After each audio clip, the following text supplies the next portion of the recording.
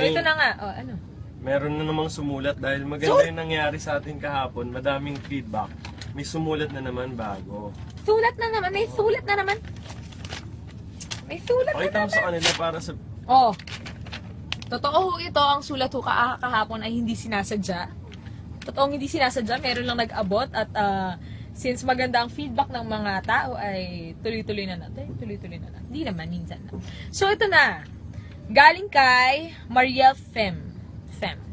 Dear Main Mendoza, malaki po ang problema ko. Bukod sa pera, pag-aaral, pamilya at trabaho, ay malaki rin ang problema ko sa kaibigan ko. Matagal ko na po kasing gusto yung kaibigan ko na yun, pero natatakot po ako kasi baka ma-friendzone lang ako. Or worst thing to happen is, baka mag-friendship over kami. Hindi ko alam ang gagawin ko. Hindi ko din mapigilan nararamdaman ko.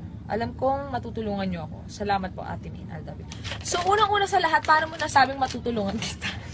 Paano mo nasabing matutulungan kita? Wala ka sigurado matutulungan kita. So, ayun na nga. Ganto gawin mo ha. Isipin mo muna kung sigurado ka na ba dyan sa nararamdaman mo. At, i-identify mo muna kung anong love ba yung nararamdaman mo para sa kaibigan mo. As in, love ba na, wait lang.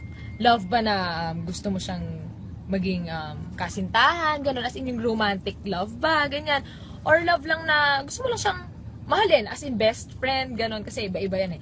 So, ganito, siguro, i-assume na natin na gusto niya maging kasintahan ng kanyang kaibigan. Ano kasi, wala namang masama kung ikaw yung, para sa akin ito personal opinion, para sa akin wala namang masama kung ikaw ang magtatapat na may gusto ka sa kanya, may pagtingin ka sa kanya. Ewan ko kung iniisip mo ba dahil ikaw yung unang magtatapat o dahil ikaw yung babae. Para sa akin, ewan ko, wala namang kaso dun. Basta ang akin lang, kailangan maging handa kapag nagtapat ka. Kasi hindi naman natin masasabi kung ano yung magiging reaction niya, kung ano yung sasagot niya sa'yo. So, ang masabi ko lang ay, love without expectations. Ayan. Love and give without expecting any reciprocation. Ang galing! Ang galing ka nun! Ang galing! Ayan. Kasi wala namang kasiguraduhan na kapag umamin ka sa kanya, ay magugustuhan ka niya in return. And para sa akin naman kasi ang pagmamahal, hindi naman yan talaga, ang pagmamahal kasi is giving eh. And kapag nagbigay ka, dapat hindi ka nag-expect ng something in return. Pwede mo siyang mahalin, pwede mo siyang gawing inspirasyon to become a better person. Pwede mo lang siyang mahalin kasi napapasaya ka. Pag minamahal mo siya, ganun, simpleng bagay lang. Yun lang ang major thing, huwag kang mag-expect. Para hindi ka masaktan sa huli. Kasi kapag nag-expect ka, pag umamin ka, kung ang objective mo ay umamin para maging jowa mo siya, ay very wrong, huwag ganun. Kasi hindi mo rin naman masasabi talaga kung may kakagusto rin siya sa'yo, kung mag-flourish ba yung relationship niyo. Pero okay na rin na ipaalam mo sa kanyang mahal mo siya, di ba? Kasi ang sarap ng pakiramdam kapag nalaman mo may nagmamahal sa'yo, di ba? Tsaka pag nalabas niya yung feeling mo. Oo, tsaka para siyang nabunutan ng tinik. Correct. Malaking ginhawa rin yan sa'yo kapag nailabas mo yung nararamdaman mo sa kaibigan mo. Huwag mo nang isipin na baka ma-friendzone ka or what. Basta, ilabas mo lang. Sabihin mo, i-express mo yung feelings mo for him.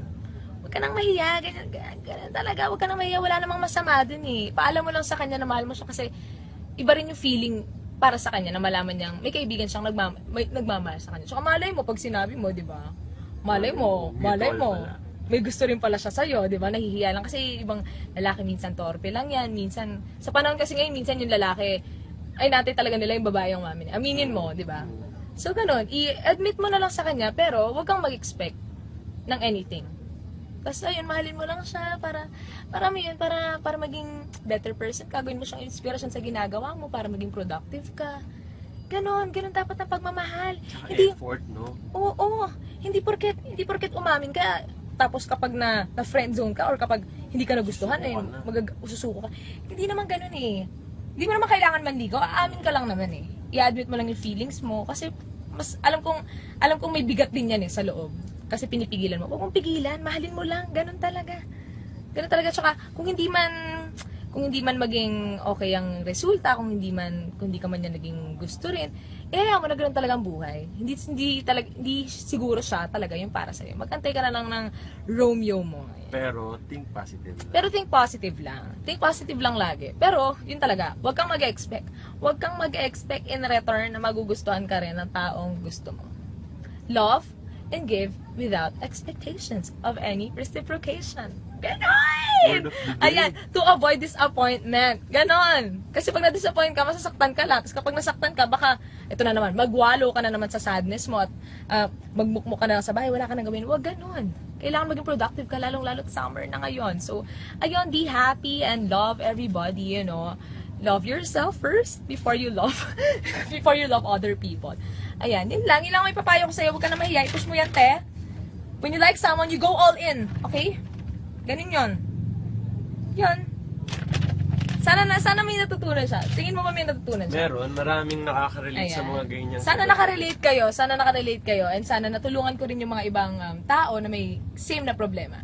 Ganun talaga, alam nyo, ang pagiging heartbroken, hindi talaga maiwasan yun. Talagang dadating sa punto sa buhay natin, habang tumatanda tayo, nadadating na meron talagang isang It's part tao. of our growing up. Yes, it's part of growing up na may sasakit sa atin, na may dudurog ng puso natin. Pero ang maganda dyan ay may lesson tayo natututunan sa bawat ganong bagay na nangyari sa atin. Sa bawat bagay na hindi maganda nangyari sa atin, meron tayo isang bagay na natututunan. Kaya think positive lang and lagi kayong magdadasal dahil eto na, ang susunod na, ang Classroom Superstar ng Pambansang Bay, Alden Richards. Ayan, kasi ang tagal na 8 minutes na eh. So, ayun ulit, kung meron man kayong problema or kung gusto niya ng payo galing sa akin na hindi naman talagang ewan ko kung nakakatulong, pero ayan, sana natutulungan kayo, and kung gusto niyo humingi ng payo sa akin, i-tweet nyo lang at i-comment nyo lang sa Eat Bulaga page. Ayan, dahil ako, kailangan natin gumawa ng mga tagline eh, para Gagawa tayo ng tag. kapag iisipan, Excited na kami. excited ako.